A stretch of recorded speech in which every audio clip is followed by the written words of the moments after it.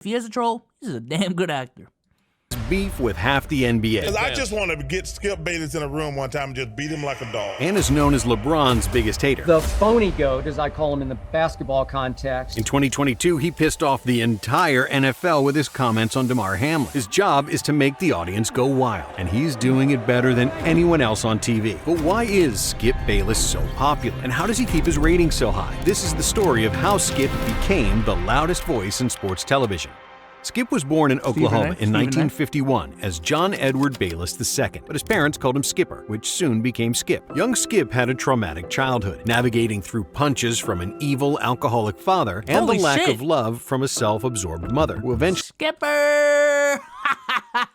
Skipper! John Edwards, a.k.a. Skipper! became an alcoholic. When my father got mad, which was often, he hit me in the face with his open right hand, always making sure he caught me in the cheek or lip or eye with his wedding ring, which would leave a bruise or welt or a little taste of blood. By the way. This forced Skip to develop a me against Oh shit. My bad, Joe. I was trying to mute.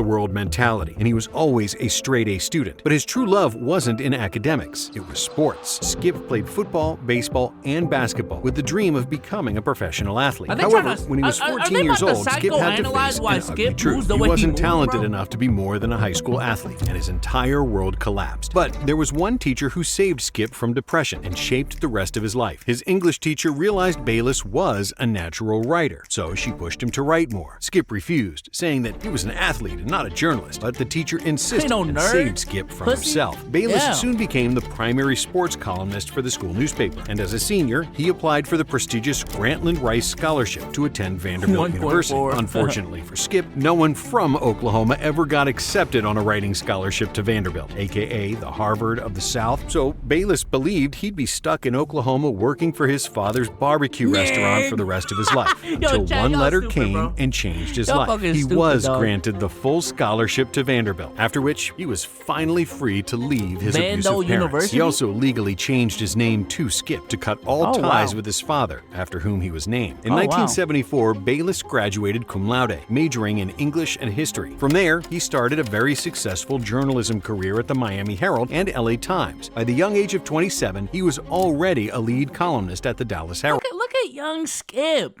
Young Skipper. Bayless would go on to write 3 very successful books on the Dallas Cowboys at the peak of their popularity and became known as a sports writer. But to reach broader audiences and feed his ambition, Skip had even bigger plans: television. In 1989, Skip first appeared on TV as a panelist on ESPN. In 2004, ESPN hired Skip full-time to be a debate partner with Skip hasn't aged. I will say that.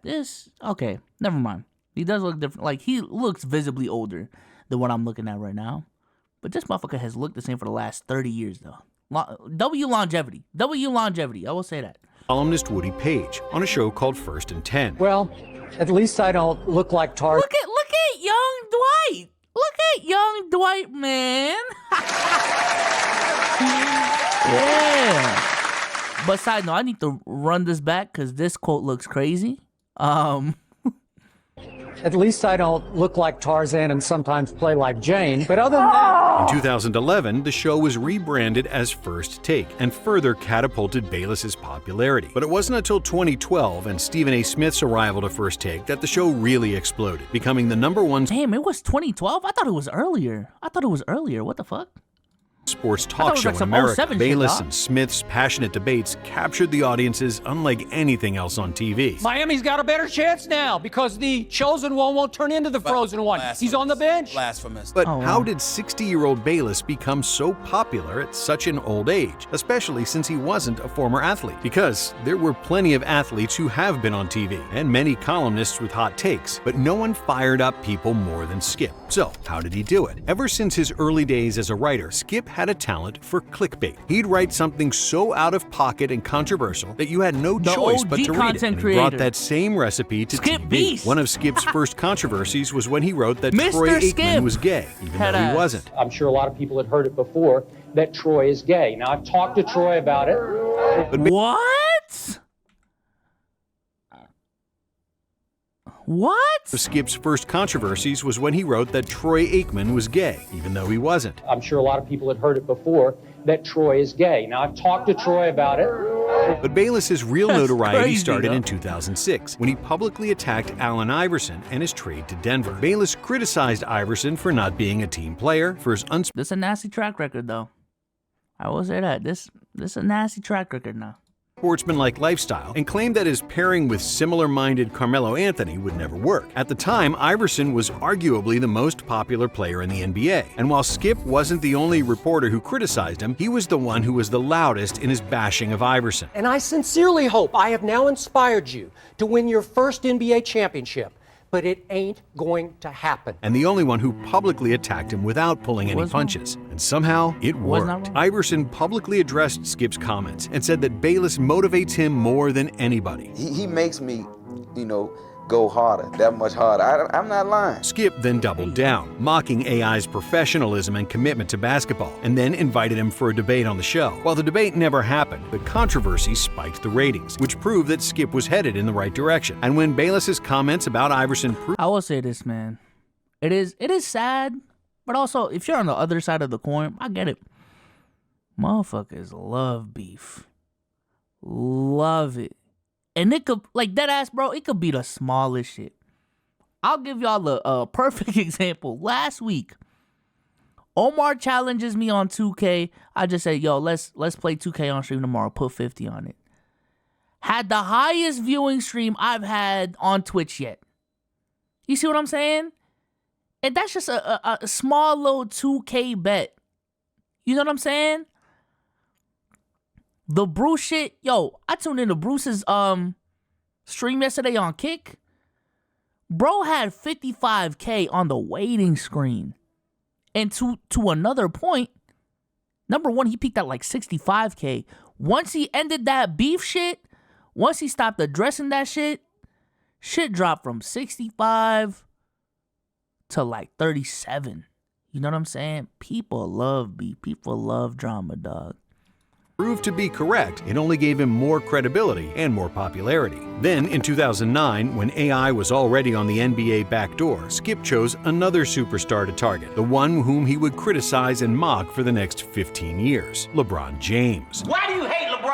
I wish he had a little more basketball killer in him. I don't think he has enough. Dear LeBron, never have I seen a player with 0 rings heap more pressure on himself by acting more brazenly cocky about how he's going to win this championship. You dance during blowouts, you flex, and you snap pictures before games. You have now hit 1 walk-off jumper in 6 NBA seasons. Jordan did that every other week. So now it's time to start showing us what you've got. No more excuses. Back it up, and you will be king. This was the origin of the Skip versus LeBron story. Bear in mind that James was in the middle of his first MVP season, and that the Cavs had the #1 seed in the NBA that year. There wasn't a soul in the NBA media landscape who said anything remotely bad about LeBron, who had been the NBA golden child for years. Nobody other than Skip. And just like it did with Iverson, stirring controversy and trashing the NBA's most popular player worked for Skip once again. After LeBron lost in the 2009 Eastern Conference Finals against Orlando, it was Bayless's time to shine and put some more dirt on James's name. I think the MVP suddenly realized when the clock ran out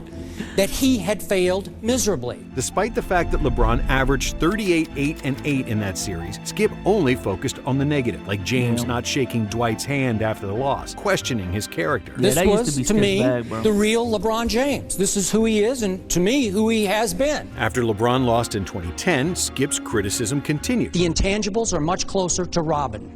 He's Robin more than he's Batman. And then, in 2011, LeBron gifted Skip with the greatest gift. In the 2011 Finals versus the Mavericks, James played the worst playoff series of his life, and Bayless was in 7th heaven. Games 4, 5, and 6 against the Dallas Mavericks disappeared, ran from the basketball. I will say, at least for sports content creators, Skip has laid a certain blueprint as to just how to make content, how to drive ratings up. I would be lying to y'all if, like, the KD trolling didn't lean into the, you know what I'm saying, to the content side of things. Because I generally like KD. Deadass, you know?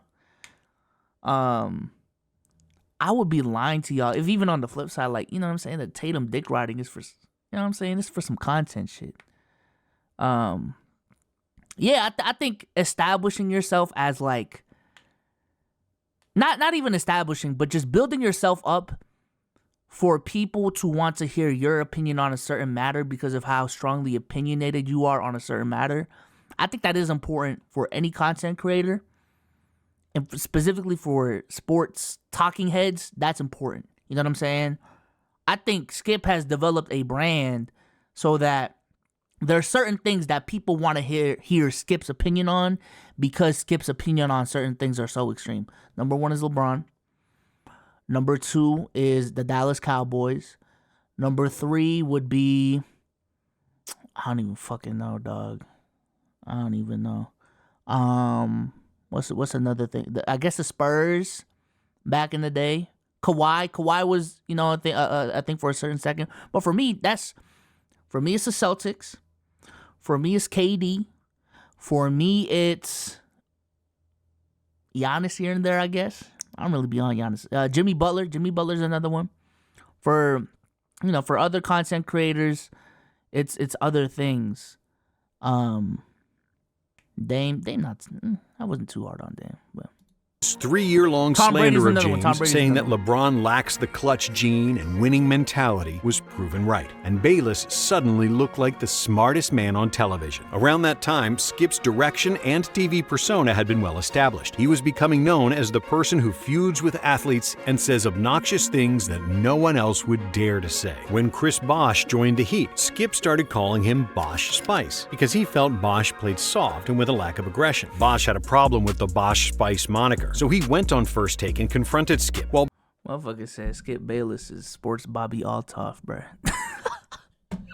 Now that's crazy. If you really think about it, all the criticism with Bobby Altoff, you could say with Skip Bayless. Where's that smoke for Skip Bayless? It's been there. It's been there. Bosch threaded calmly and tried to explain that this distasteful nickname is negatively affecting him and his kids and that name-calling shouldn't take place on a TV sports show, Skip didn't care, and he doubled down, saying that he'll continue to call him that if he continues to play soft. I have no regrets with referring to you occasionally, especially early and at mid-season, as Bosch Spice. But it wasn't like Skip was the only one dishing out insults. Bosch Numerous Spice guests appeared on his show who wiped the floor with Bayless. In 2012, Bayless trashed OKC's Russell Westbrook and said that he was also a shot-happy point guard, but that he learned to pass. To that, KD defended his teammate by saying, "Oh yeah, that NBA YouTube, that was the first. Okay, motherfuckers are, you know what I'm saying, leaning into the negative side of things to get some views. Russ in 2017,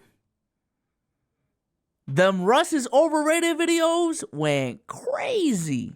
Well, before that, it was really KD going to the Warriors. That was another big one. But them Russ was overrated videos. Let me tell you why. Inefficiency, turnovers, bad decision. Them videos went crazy now. Jeez. But yeah, listen, Skip Bayless, I would say, is a problematic dude. But he's definitely, again, to his credit, and I think it's fine to give him credit, he has laid a blueprint out for new media to some degree.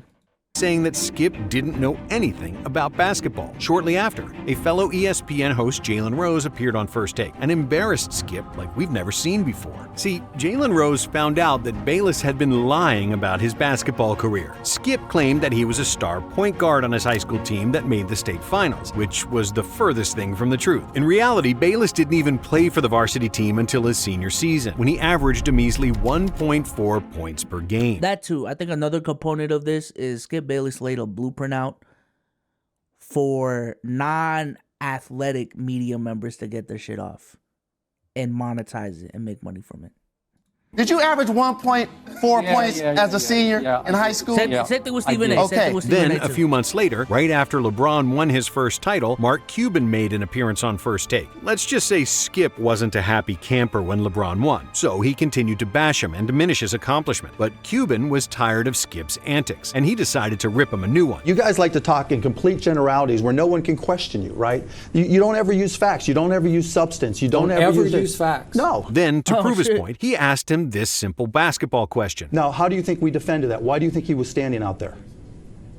You didn't have to defend it. Oh, right. So no matter what we did, he was just going to stand there and do nothing. Well, that's all I saw. Skip was lost, barely saying anything coherent, proving that his knowledge of the game was basic and that he only knows to place cheap generalizations as a facade for true basketball content. But that wasn't the end of Skip's feuds. Not even close. In 2013, the Seattle Seahawks All-Pro cornerback Richard Sherman came to First Take and trash-talked Skip during the entire segment. Whenever you refer to me, whenever you speak to me, whenever you address me as All-Pro Stanford graduate, because those are some accomplishments you can aspire to, you will never accomplish. You have never accomplished anything. I am intelligent enough, capable enough to understand that you are.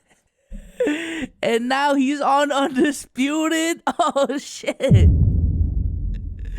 No, that's crazy. Damn. Ignorant, pompous, egotistical, cretin. I'm going to crush you on here in front of everybody because I'm tired of hearing about it. But if you think that taking a verbal beating from a pro athlete on live TV would put someone's career to the ground, you'd probably be correct. However, in the case of Skip Bayless, these public fights only made him more popular. And that's because Skip isn't stupid. And the way he approaches TV is very calculated. He played the role of heel to perfection and did it better than any sports host in TV history. Just like Ali and Floyd Mayweather, he built his career by talking smack. And while many people loved Ali and Floyd and wanted to see them win, a lot of people hated them and wanted to see them get knocked out. But those people who hated them bought tickets and pay-per-view just like those who were fans. Skip followed the same principle, and he never I want y'all to know he's sitting on a $1,500 chair. cared if he was loved or hated as long as the ratings were up and people talked about him and the show. And guess what? First Take was the #1 sports show for years when Skip was there. In 2016, when he made the move to Fox and started Undisputed with Shannon Sharpe, Bayless continued to smash the ratings. Before Skip came to Fox, ESPN had a 1,500 new. If it's used, like 300, 400 type shit.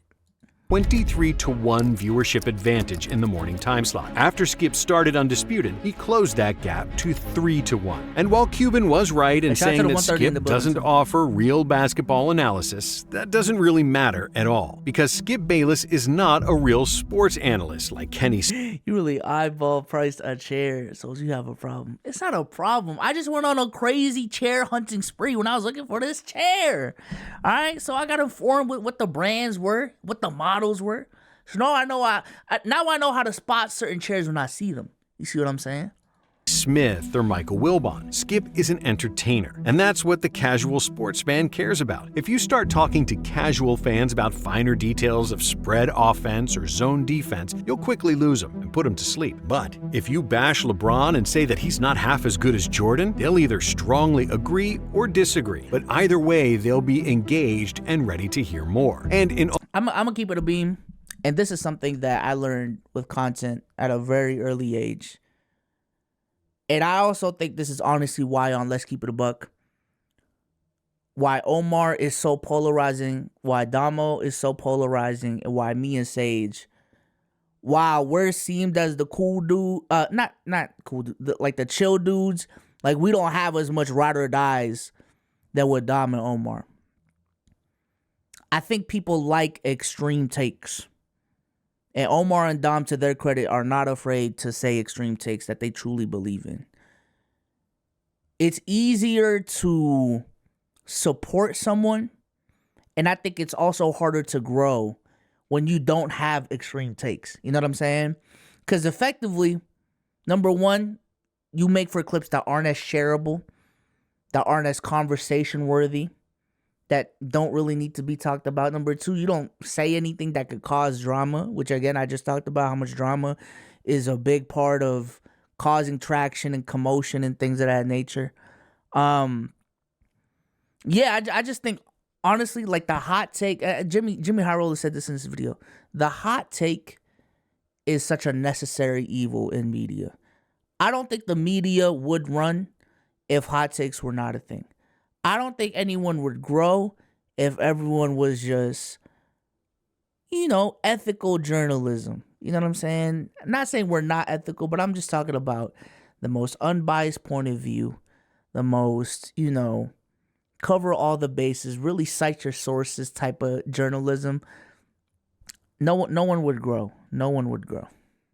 Almost any sport, there are more casual fans than purists, and that's all that matters from a ratings perspective. While he had a few correct takes and a few good guesses, Skip has had countless awful predictions. Johnny Manziel will become even bigger in the city of Cleveland than his buddy and business partner LeBron James ever was. But whether he's right or wrong, it doesn't really matter. He debates for the sake of debating and entertainment, not for the sake of argument, and that greatly explains by how Skip prepares for the show, which isn't very different from how athletes prepare for a game. The man wakes up at 2 a.m., runs for an hour, and then starts cramming up arguments and counter-arguments. He's like a battle rapper who tries to predict... Yo, this dude is a professional hater, yo. Yo, this dude is a professional hater, dog. What his co-host will say, and then have counter-arguments ready with the stats. By the time the show starts, he has a pile of notes with the different things he'll say on the show. And I will say, though, it's worked out for the best. And I watched this YouTuber. Her name is Michelle Carr. And she did an interview where she talked about, like, yo, content creators, honestly, understand people want to separate on both sides, being a content creator and traditional media. But a lot of content creators can learn a lot from traditional media because traditional media has been around for longer. There's systems in place, and there's things that have happened in traditional media that have transformed traditional media the way that it is now that I think a lot of content creators could learn from. So one thing she talked about was just, you know, certain production things that traditional media does on the back end, like whatchamacallit, like storyboarding, you know, shit like that. But I think in sports and honestly in podcasting, I think a lot of content creators could benefit off of doing shit that, like, we're clowning it right now, but a lot of content creators could benefit and would benefit off of doing shit that Skip was doing. Because I'm going to keep it a bean. I'm going to keep it a stack right now. On Let's Keep It a Buck, a lot of times, and shout out to Cruz, because he does gives us topics.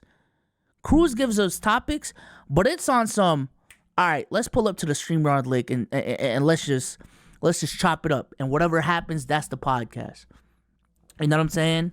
I think something we need to work on is preparation. I think something we need to work on is being more knowledgeable on topics and having every single one of us having certain opinions that we can put out there, thinking about the counter arguments, having a hot take, this, that, and the third. So to see Skip doing that is definitely interesting for me. Even on these streams, I'm not gonna lie to y'all and act like every single take that I say is premeditated. You know what I'm saying? But honestly, I feel like the streams would be better if I just plan shit out. But also, it kind of, I don't know. It's just an interesting thing to do and to think about, because I think it takes away from the naturality of streaming and content creation if you plan shit out the way Skip does it. But at the same time, shit works, bro.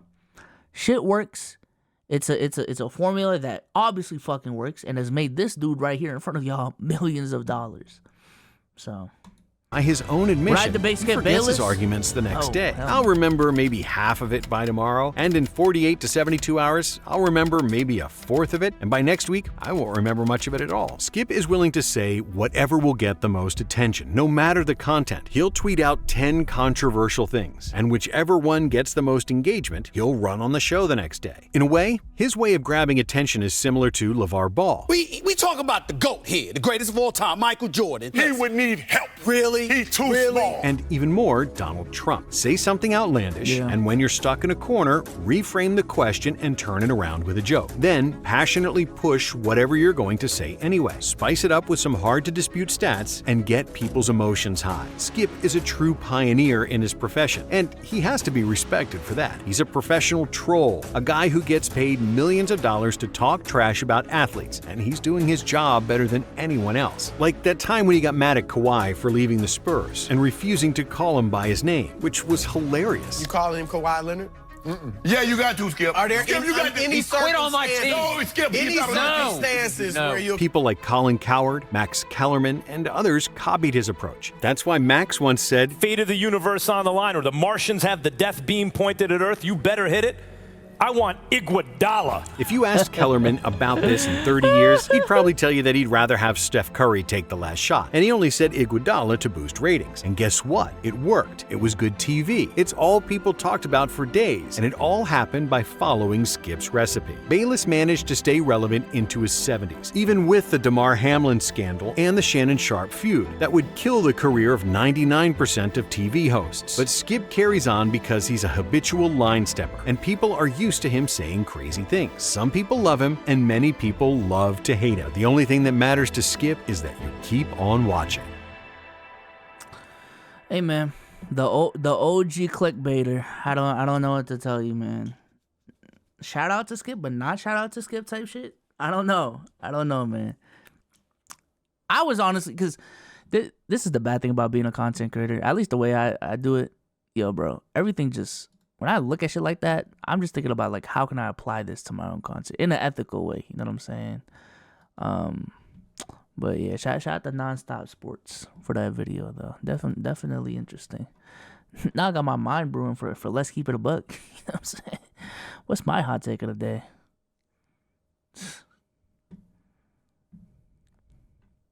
Why not have a gay thought daughter, right? Like, what's so bad about it?